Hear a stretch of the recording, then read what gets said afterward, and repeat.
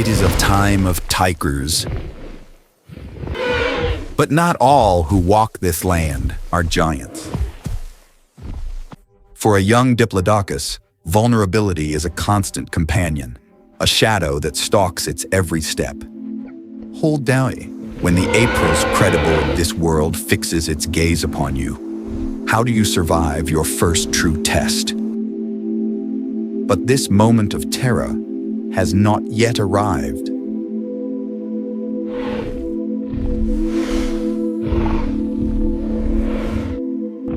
To understand the scar, we must first see the world before it. Is the life of innocence, lived within a moving fortress of giants. The herd is a living, breathing entity, a wall of flesh and bone.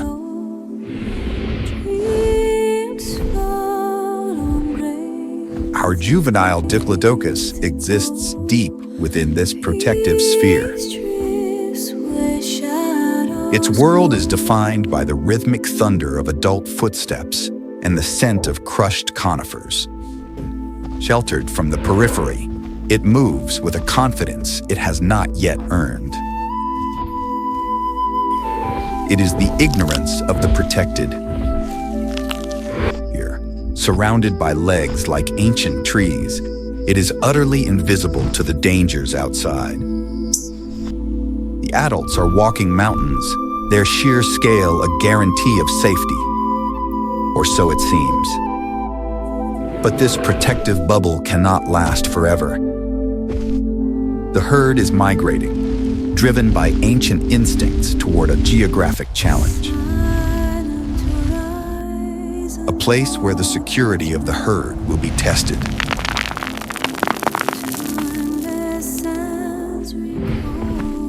The long march of the Taphus to Diplodocus herd pushes relentlessly forward. They are driven by a mead older than the ancient riverbeds they follow. But the landscape is changing.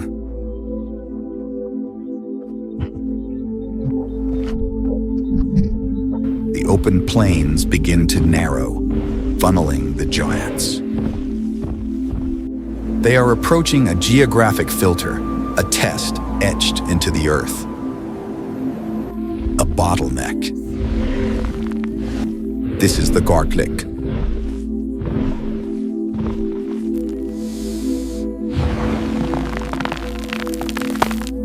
A narrow canyon passage where the herd's greatest defense, its size, becomes a liability. Comforting density of the group is compressed into a struggling, chaotic line. Sheer rock walls rise on either side, echoing the herd's anxious calls. Paleontologists speculate that predators, much like their modern counterparts, understood these geographic pinch points intimately. These canyons are tactical advantages, written in stone. They mask the scent of an ambusher and muffle the sound of its approach. The herd senses the danger. But they have no choice. They must pass through. The passage is tight, and the press clutch.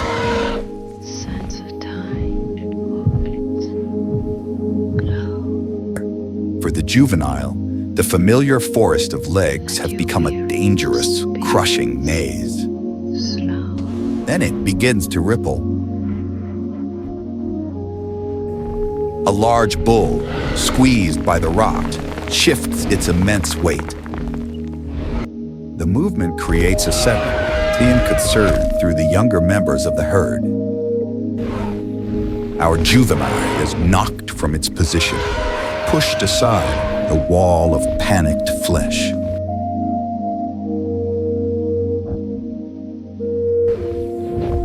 A gap opens. For a terrifying second, the juvenile is shoved sideways, away from the core. It stumbles, fighting for footing on the loose dirt near the canyon wall. The herd thunders past, oblivious, driven by the pressure from behind. The protective barrier that has defined its entire life vanishes in an instant. It is alone. Isolated in the vast canyon, the young sauropod stands the shadows, sensing an unseen threat. Panic sets in. Exposed on the fringe, the illusion of the fortress is shattered, and the orphan is truly born. It is now the perfect target, visible and vulnerable. And from the high rocks above, it is being watched.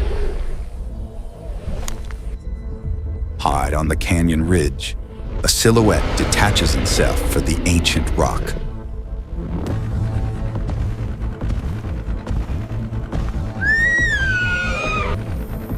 This is the apex hunter of the Morrison Formation, an adult Allosaurus. It has been weighed up, possessing a patience that only a calculating predator understands. Its gaze sweeps over the thundering herd, an ocean of impossible armored targets. The adults are walking mountains.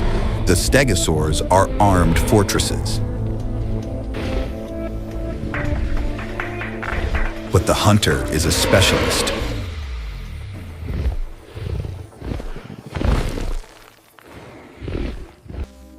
Fossil evidence of bite marks strongly suggests Allosaurus was an opportunist, one that knew how to bypass the herd's defenses. Its predatory intellect now fixes upon a single, perfect opportunity.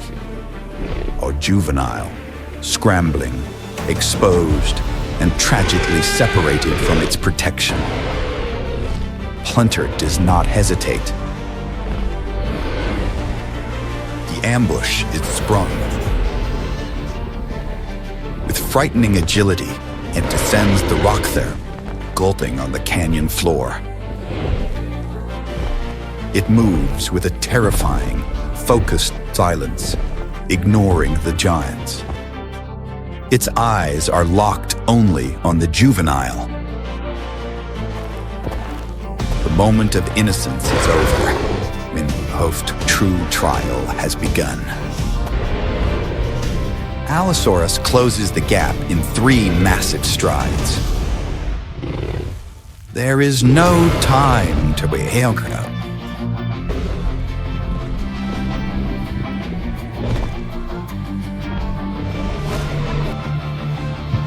There is only terror and a sudden, violent surge of adrenaline. The predator lunges, its iconic 3-clawed hands reaching forward, its jaws gaping.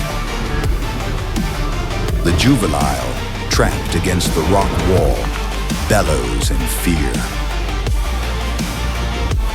But in this final moment, an ancient instinct, buried deep in its genetic code, takes over at awake. Pivots. It is not a graceful or practiced movement, but a frantic, desperate heave. Its tail, still thin and undeveloped, whips through the air in a reflexive arc. The strike commenced, not with lethal force, but with a sharp, surprising impact. The Allosaurus roars, more in annoyance than in pain.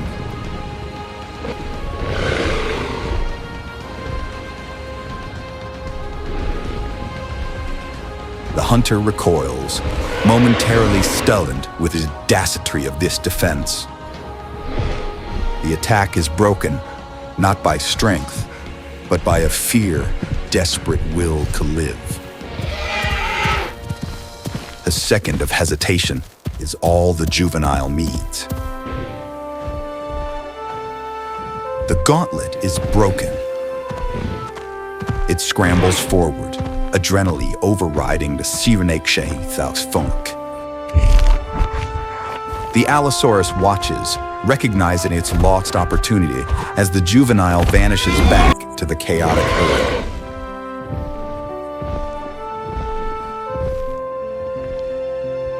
The young Diplodocus dives between the legs of the nearest adult, finding the familiar, protective maze.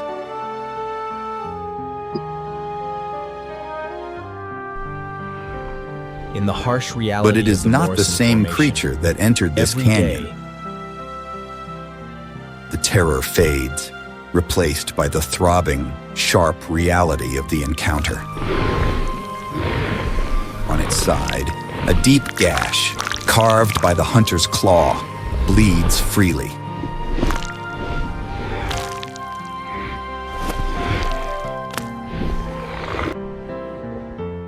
This wound will eventually heal, but it will leave a permanent mark.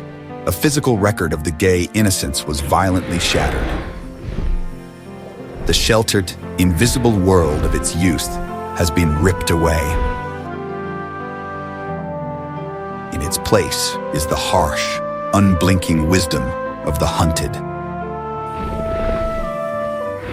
It has been tested. It has faced the apex predator and, through sheer, desperate instinct, it has survived. This is the true, unforgiving lesson of the Morrison Formation. Life is not given, it is earned. The scar is not a symbol of its vulnerability. It is the mark of experience, the first chapter in a long, difficult story, survival. The scar is a story, written in flesh, that will one day be written in bone.